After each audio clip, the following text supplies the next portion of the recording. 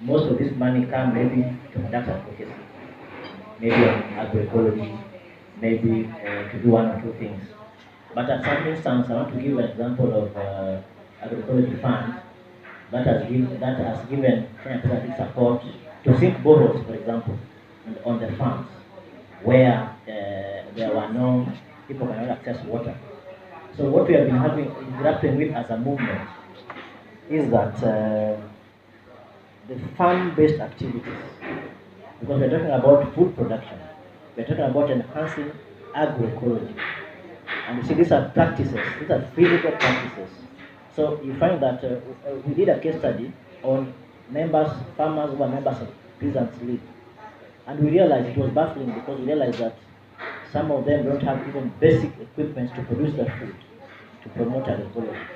Right now, we are in a harvesting period in Kenya. It is difficult to get the indigenous maize. Why?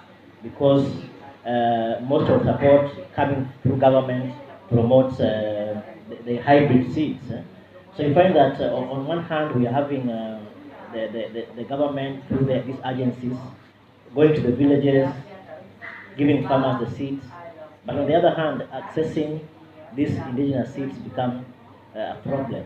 So what we were thinking about, or what we have been grappling with as a movement, is that is there a possibility of establishing a system of supporting the real activities around food production on the farms.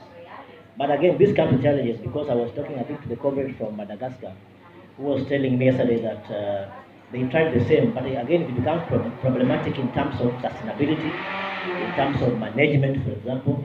Do we channel those funds through a bank? Like they're telling me what they tried in Madagascar.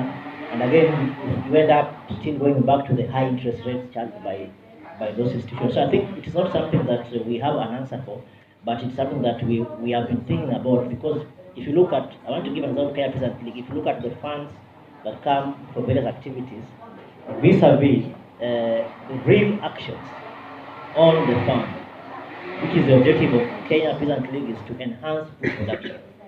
So you find that there's that gap that exists. So some of the challenges that I think we can think about on how to circumvent is sustainability, is management of such resources, for example.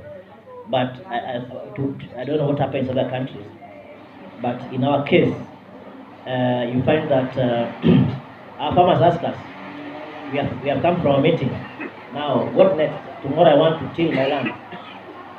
I don't have the bulls, for example. I have to go and hire bulls from a neighbor who has it.